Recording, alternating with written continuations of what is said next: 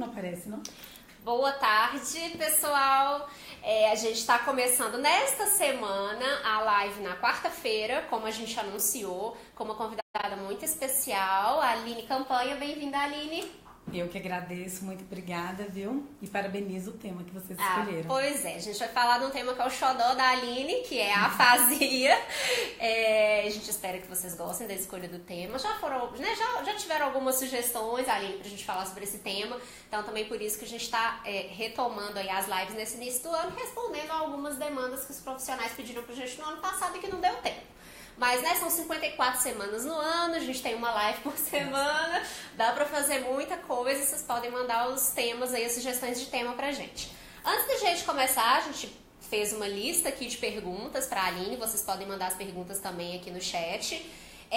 Eu queria convidar vocês, não sei se vocês viram, já conversei aqui com a Aline, a gente estava conversando sobre isso antes da gente entrar ao vivo, um projeto novo do Conselho no YouTube, que se chama Fono em Foco, onde todo mês a gente vai abordar uma temática da fonoaudiologia de interesse da população. Então, o que a gente quer com isso? O objetivo do Conselho é utilizar os veículos digitais, as mídias digitais que a gente tem, para poder promover a fonoaudiologia e o trabalho de vocês.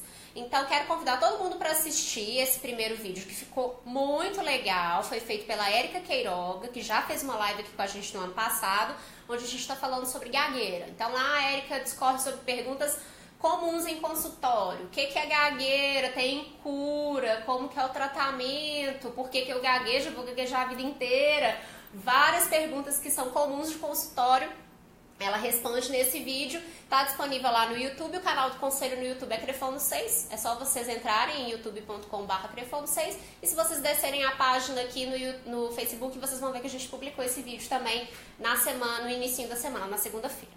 Então a gente conta com todo mundo para compartilhar a fonoaudiologia, né? Muito bacana. Bom, vamos começar então as perguntas sobre afasia que a gente preparou aqui para a Aline. E a primeira pergunta que a gente quer fazer é, Aline, quais são os tipos de afasia? Bom, nós temos 3 grandes grupos, né? Pra gente poder entender os tipos de afasia. A gente tem a afasia, o grupo das afasias, que são as afasias emissivas. Nesse grupo vão entrar as afasias onde o paciente tem mais alteração para produção, para emissão oral, do que para compreensão. Então, nesse primeiro grupo, a gente teria a afasia de Broca, a afasia transcortical motora e a afasia anômica. O segundo grupo, que é o grupo das afasias receptivas, né? Como eu disse, neste grupo as alterações estarão maiores na habilidade de recepção do que na habilidade de emissão oral. Então, nesse grupo, a gente encontra a afasia de Wernicke, a afasia transcortical sensorial e a afasia de condução. E o terceiro grupo é o grupo das afasias mistas. Nesse grupo, como o próprio nome diz, é um grupo onde tanto a emissão oral quanto a compreensão oral estarão alteradas. Nesse grupo, a gente tem as afasias globais, a afasia transcortical sensorial e a afasia motora mista, que alguns autores consideram. Que eu vou explicar um pouquinho mais pra frente o que seria essa transcortical mista, tá bom? E aí, Aline, interessante também a gente falar, porque cada uma delas tem características específicas. Então, fala um pouquinho sobre essas características. Exatamente, Isadora. É claro que a gente tem muitos livros, né? A gente tem muito material para saber classificar as afasias. Mas tem algumas manifestações de linguagem que são específicas de cada caso. Então, por exemplo, quando a gente pensa na afasia de Broca, que é aquele paciente não fluente, que tem agramatismo, tem anomia, né? É um paciente que tem uma compreensão boa. Esse paciente tem uma característica, né? Então, a questão da agrafia, do paciente ser não fluente, do agramatismo, eles são muito evidentes nessa afasia. O paciente tem uma fala lenta, com esforço, cursa muitas vezes com uma apraxia. Então, assim, a característica marcante da afasia de Broca é o fato do agramatismo e da anomia estarem presentes, tá? Uma outra afasia que a gente vai conversar é a transcortical motora. O paciente também é não fluente e ele tem uma compreensão preservada, A repetição, neste caso, é boa e ele tem uma característica muito específica. O paciente tem uma lentificação para iniciar. É uma característica marcante dessa afasia. Depois a gente tem a afasia anômica. A afasia anômica, que também faz parte da alteração das afasias emissivas, ela tem uma característica muito importante. O paciente tem uma nomeação muito alterada. Ele é fluente, ele tem uma compreensão boa, mas a anomia é muito evidente. Falando das emissivas, a gente tem a afasia de Wernicke, que é uma afasia onde o paciente tem um aumento da fala, mas uma prosódia riquíssima. O paciente tem uma fala que a gente chama de logorreica. Ela é repleta de jargão, é uma fala ininteligível, né? O paciente tem uma cursa com uma coisa chamada anosognosia. O paciente não tem a percepção das alterações dele, porque a compreensão dele é gravemente alterada. Então ele não canaliza para poder fazer repetição. Depois a gente vai falar dessa transcortical sensorial, que é um quadro um pouquinho menos grave de compreensão. O paciente já começa a compreender algumas palavras, ele tem uma repetição razoavelmente boa e é uma afasia que o discurso também é muito rico em prosódia, né, na melodia, e ele tem muito circunlóquio. A afasia de condução, que seria o do terceiro tipo, é uma afasia que é desproporcionalmente ruim à repetição. Então, a falha, a característica mais grave dela é a repetição, que é muito ruim nesses casos. O paciente é fluente, compreende, tem uma nomeação ruim, mas a repetição dele é um dado marcante. Quando a gente fala das características dos quadros mistos, a gente vai falar primeiro da afasia global, né, onde o paciente não tem a menor intenção, compreensão, todas as habilidades estão alteradas.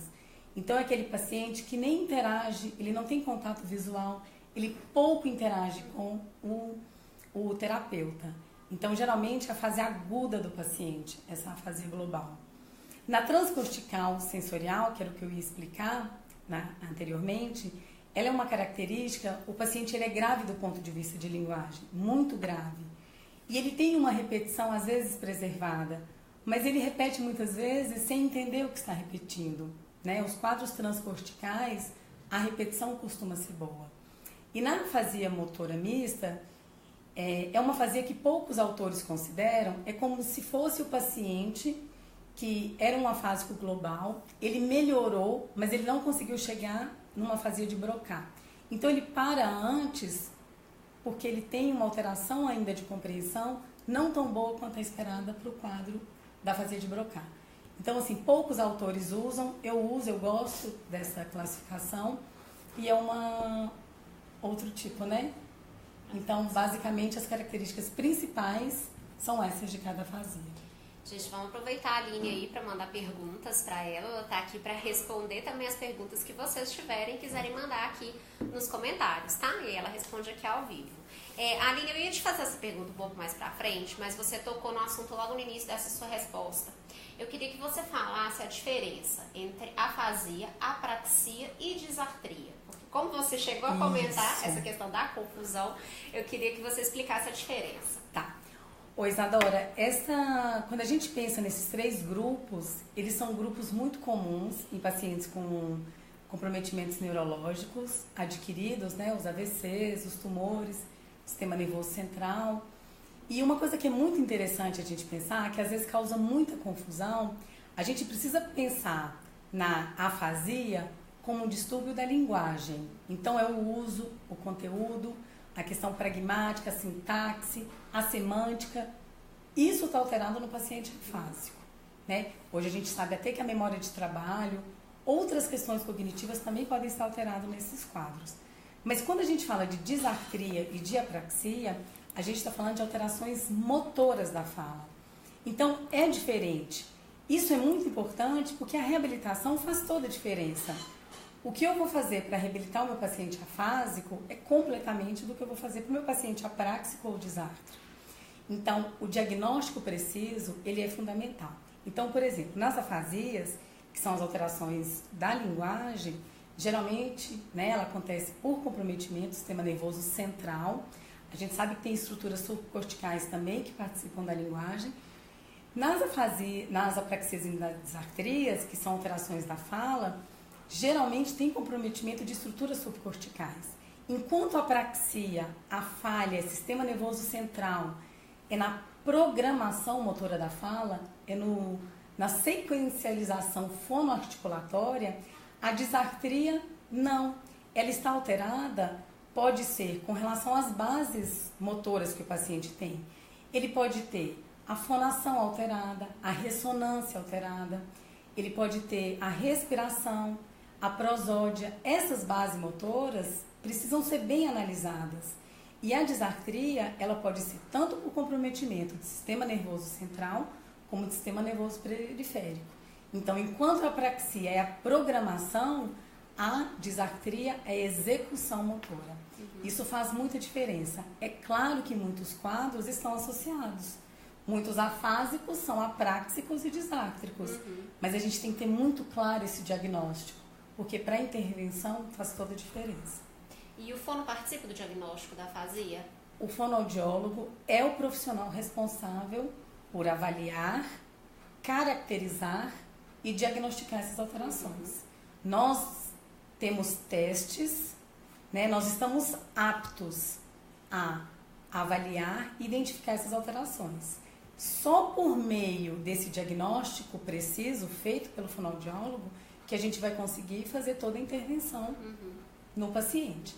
Então, o fonoaudiólogo faz parte da equipe, né, de uma equipe multidisciplinar para um paciente com comprometimento da comunicação.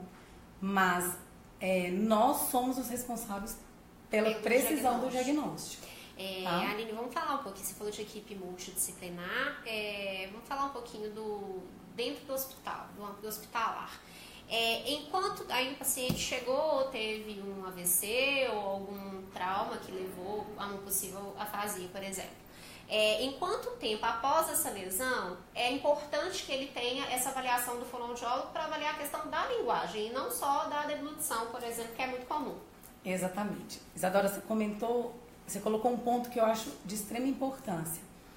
O fato do paciente muitas vezes estar num CTI, o primeiro motivo que é solicitada a avaliação é pela questão realmente da deglutição. Né? Ali ele corre um risco de vida. Sim. Mas a parte da linguagem não pode ser esquecida pelo fonoaudiólogo. Porque, como eu disse, nós somos o profissional responsável por essa avaliação.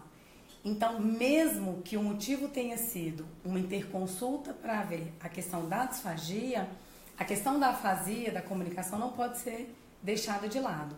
Então, desde que o paciente consiga estar, né, clinicamente estável, que ele já tenha períodos de alerta, períodos que ele consegue ter de atenção, né, ele já pode começar a intervenção fonoaudiológica, mesmo que seja dentro de um CTI. Então, quanto mais precoce for essa intervenção, mesmo que muitas vezes a atuação inicial vai ser mais com o familiar, esse paciente precisa de uma avaliação precoce, tá? O quanto antes disso acontecer, é melhor para o paciente. Ótimo. E em relação, a gente está falando do paciente que às vezes está no CTI, por exemplo, e que, né, demanda de um tempo maior ali naquele quadro. Como que são a questão dos recursos para você levar para dentro do hospital, para dentro de um CTI, que tem uma série de regras, né? Os recursos, quando eu estou falando recursos, estou falando assim, o que você usa para poder fazer a terapia naquele paciente, por exemplo. Então, o que você costuma usar, né, que você leva para dentro de um CTI, para o hospital? Olha, realmente a gente não... No consultório, a gente tem uma infinidade de recursos, né? A gente tem hoje muitos aplicativos, os tablets estão sendo muito, assim, parceiros, né? A gente tem conseguido uma quantidade grande. A gente tem muitos programas de computador que ajudam, mas realmente no CTI, no hospital, a gente não pode usar esses recursos. Então, o que a gente usa em hospital são materiais simples, basicamente plastificados, e como o material ele é individualizado, a gente confecciona de acordo com cada paciente. Então, por exemplo, pode ser que no primeiro momento de intervenção eu tenho que trabalhar com uma comunicação alternativa, com imagens, com figuras individualizadas. Muitas vezes o próprio alfabeto plastificado já dá para a gente começar essa reabilitação dentro do CTI. Então, só para poder ficar bem claro isso, a gente não pode usar recursos esses mais tecnológicos. No hospital a gente usa praticamente, são pranchas plastificadas, tá? Pela questão da contaminação individual. A gente não usa o mesmo material com outros pacientes. Recursos tá? mais simples. Mais né? simples possível.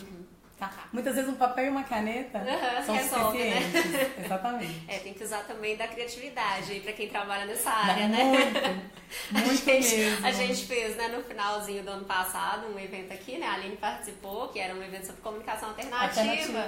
E a gente pôde ver que realmente os exemplos eram vastos, né? De papel, caneta, alfabeto plastificado, ali, você falou disso no evento. Gente, perguntas pra Aline, a gente tem algumas pessoas online aí que estão assíduas aí assistindo, sem cair a audiência.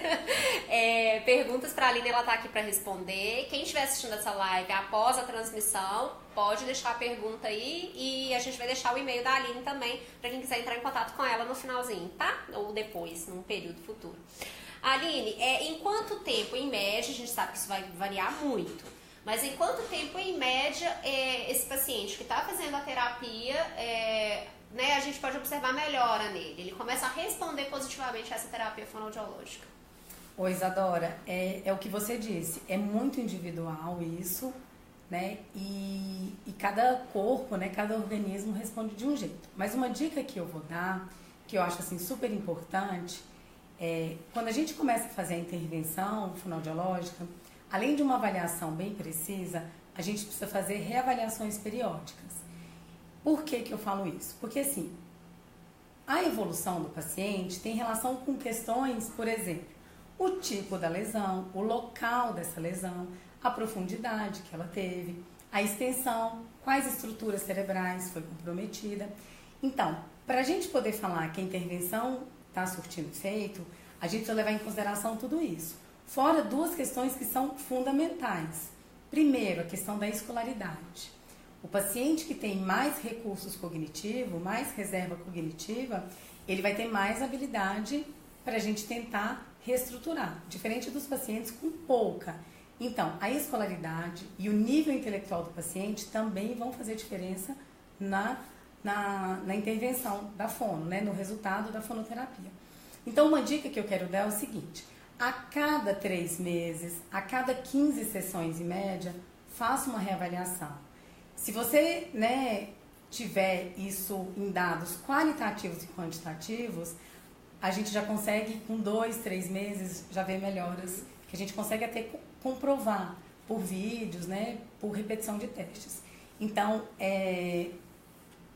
essas questões têm que ser levadas em consideração, mas com 2, 3 meses, as habilidades que são estimuladas a gente consegue ver. E lembrar que isso não tem um tempo mínimo, né? Tem paciente de 6 meses, 1 ano, que vai conquistar esses objetivos. O que eu acho que é importante é que a gente seja muito realista com relação ao que tem de prognóstico. Acho que isso é um dado relevante, assim, a gente levar tudo isso em consideração para poder pensar na intervenção. Tá? Com certeza. A gente tem uns minutinhos aqui, então eu vou pedir perguntas. Eu acho que o pessoal tá meio tímido ainda. Perguntas aí pra gente aproveitar essa participação tão rica da Aline aqui. Eu queria dar uns recadinhos pra gente ir finalizando aqui com a Aline.